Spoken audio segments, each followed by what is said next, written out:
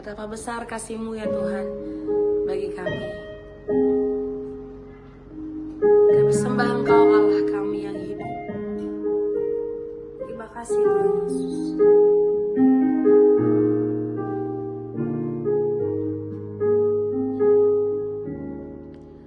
Betapa besar kasih-Mu Allahku, sehingga Dia berikan Yesus padaku, supaya aku tidak binasa, melainkan beroleh hidup yang kekal. Oh, ku sembah Kau, ku sembah Kau, Engkau yang layak untuk ku sembah, ku sembah Kau, ku sembah Kau, Engkau yang layak untuk ku sembah. Betapa besar kasih-Mu Allahku, sehingga Kau berikan Yesus padaku, supaya aku tidak binasa, melainkan beroleh hidup yang kekal. Oh, ku sembah Kau, ku sembah Kau, Engkau yang layak untuk ku sembah, ku sembah Kau, ku sembah Kau, Engkau yang layak untuk ku sembah. Ayo menyembah Engkau Yesus. Amin. Ku sembah Kau, ku sembah Kau, Engkau yang layak untuk ku sembah, ku sembah Kau, ku sembah Kau, Engkau yang layak untuk ku sembah, Engkau yang layak untuk ku sembah. Kau yang layak kami sembah dan kami tinggikan dan kami muliakan ya Bapa. Kau Allah yang besar, kasih-Mu teramat besar bagi kami. Ada yang mendengarkan suara-Mu Tuhan, bersabdalah bagi setiap kami. Shalom Bapak Ibu Saudara yang dikasihi Tuhan. Kembali bersama dengan saya pada hari ini Selasa, tanggal 28 Januari 2025. Saya mau ajak saudara kita akan membaca dan merenungkan firman Tuhan pada hari ini dengan tema makna kasih karunia.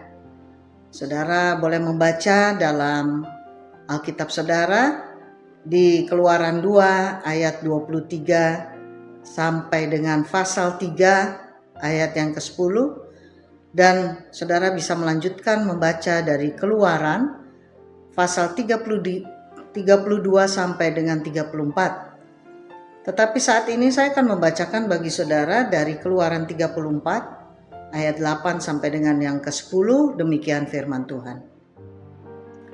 Segeralah Musa berlutut ke tanah, lalu sujud menyembah serta berkata, "Jika aku telah mendapat kasih karunia di hadapan-Mu ya Tuhan, berjalanlah kiranya Tuhan di tengah-tengah kami. Sekalipun bangsa ini suatu bangsa yang tegar tengkuk, tetapi ampunilah kesalahan dan dosa kami. Ambillah kami menjadi milik-Mu." Firman-Nya, "Sungguh aku mengadakan suatu perjanjian. Di depan seluruh bangsa-Mu ini akan kulakukan perbuatan-perbuatan yang ajaib, seperti yang belum pernah dijadikan di seluruh bumi di antara segala bangsa. Seluruh bangsa yang di tengah-tengahnya Engkau diam akan melihat perbuatan Tuhan, sebab apa yang akan kulakukan dengan Engkau sungguh-sungguh dahsyat."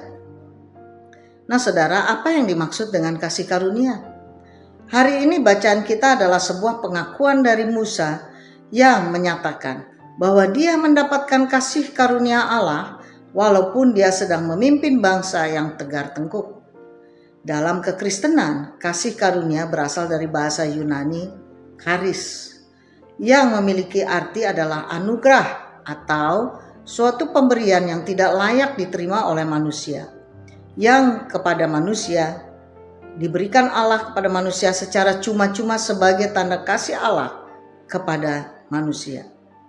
Kasih karunia adalah pemberian Allah bukan karena usaha manusia atau perbuatan baik manusia atau hadiah karena ketaatan manusia. Tetapi hadiah ini diberikan Allah secara cuma-cuma karena kasih-Nya yang sangat besar kepada manusia. Terdapat beberapa hal yang harus kita ketahui tentang kasih karunia yang Tuhan adakan bagi semua manusia yang mau menerimanya, yaitu sebagai berikut. Yang pertama, kasih karunia adalah anugerah yang menyelamatkan. Kasih karunia adalah sarana Tuhan untuk menyelamatkan manusia dari dosa dan hukuman kekal kelak. Melalui kasih karunia, manusia dapat menerima keselamatan meskipun sebenarnya mereka tidak layak menerimanya. Saudara dapat membaca kembali dalam Efesus 2 ayat yang ke-8. Kedua, kasih karunia melalui Yesus Kristus. Kasih karunia dinyatakan melalui Yesus Kristus yang rela mati di kayu salib untuk menebus dosa manusia serta menyembuhkan segala luka batin. Pengorbanannya itu adalah wujud kasih terbesar dari kasih karunia Allah. Dapat saudara baca dalam Roma 6 ayat yang ke-23. Berikutnya yang ketiga, kasih karunia sebagai kekuatan untuk hidup baru. Selain menyelamatkan, kasih karunia juga memberikan kekuatan kepada orang percaya untuk hidup sesuai dengan kehendak Allah. Hal tersebut mencakup kemampuan untuk bertumbuh dalam iman, mengatasi dosa, dan menjalani kehidupan yang berbuah. Saudara dapat membaca dalam 2 Korintus 12 ayat yang ke-9. Berikutnya yang keempat, kasih karunia diberikan bukan berdasarkan perbuatan. Kasih karunia tidak tergantung pada usaha baik manusia, melainkan sepenuhnya pada inisiatifnya Tuhan sendiri. Dapat saudara baca dalam Roma 11 ayat yang ke-6. Berikutnya yang kelima, kasih karunia sebagai sarana pengampunan dosa.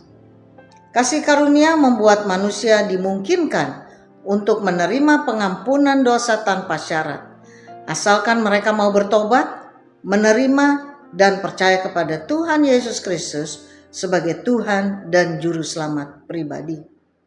Kasih karunia menunjukkan tentang besarnya kasih Tuhan kepada manusia, serta betapa penting hubungan iman kita kepada Tuhan melalui Yesus Kristus. Karena itu manusia harus hidup sesuai dengan kasih karunia yang diberikan kepada mereka yang percaya, yaitu mereka harus hidup sebagai berikut. Yang pertama, hidup dalam iman kepada Kristus dan ucapan syukur. Silakan saudara membacanya dalam Mazmur 136 ayat yang pertama. Yang kedua, hidup dengan menjauhi dosa. Silakan saudara membaca dalam Roma 6 ayat yang ke-12. Yang ketiga, hidup mengasihi sesama. Silakan saudara membaca dalam Matius 22 ayat 39. Berikutnya yang keempat, hidup dengan melayani Tuhan dan sesama. Silahkan saudara membaca dalam 1 Korintus 15 ayat yang ke-10. Berikutnya yang kelima, hidup berserah diri kepada kehendak Tuhan. Saudara dapat membaca dalam 2 Korintus 12 ayat yang ke-9. Berikutnya yang keenam, hidup dengan memiliki buah Roh Kudus. Silakan saudara membaca Galatia 5 ayat 22 sampai dengan yang ke-23. Berikutnya yang ketujuh, hidup meneladani Yesus dan membagikan kabar baik Injil kepada semua orang. Saudara dapat membaca dalam Markus 16 ayat yang ke-15. Berikutnya yang ke-8, hidup rendah hati dan tidak sombong. Silahkan saudara membaca dalam Yakobus 4 ayat yang ke-6. Refleksi kita pada hari ini saudara, dengan menerima kasih karunia Allah, maka manusia harus hidup sesuai dengan kehendak Allah yang mengharuskan kita hidup dengan sebagai garam dan terang dunia, membawa terang Injil kepada mereka yang masih hidup di dalam kegelapan. Demikian firman Tuhan dan perenungannya pada hari ini. Mari kita berdoa. Bapa, di dalam nama Tuhan Yesus Kristus, kami bersyukur, berterima kasih buat hari ini. Kami boleh kembali membaca kebenaran firman-Mu dan merenungkannya, sehingga kami mengerti apa yang Tuhan sudah berikan kepada kami sebagai hadiah yang sebenarnya tidak layak kami terima, tetapi oleh karena kasih-Mu yang besar, Engkau telah memberikannya kepada kami, sehingga kami boleh memperoleh keselamatan yang daripada-Mu, dan kasih setia-Mu bagi kehidupan kami sungguh teramat nyata. Terima kasih Tuhan, kiranya Tuhan Kau sertai kami sepanjang hari ini sampai nanti malam. Kami boleh kembali beristirahat, kami boleh dituntun oleh Engkau, dibimbing, dan kami boleh melangkah sesuai dengan kehendak-Mu. Terima kasih Bapa, di dalam nama Yesus Kristus kami sudah berdoa dan bersyukur kepadamu. Haleluya. Amin.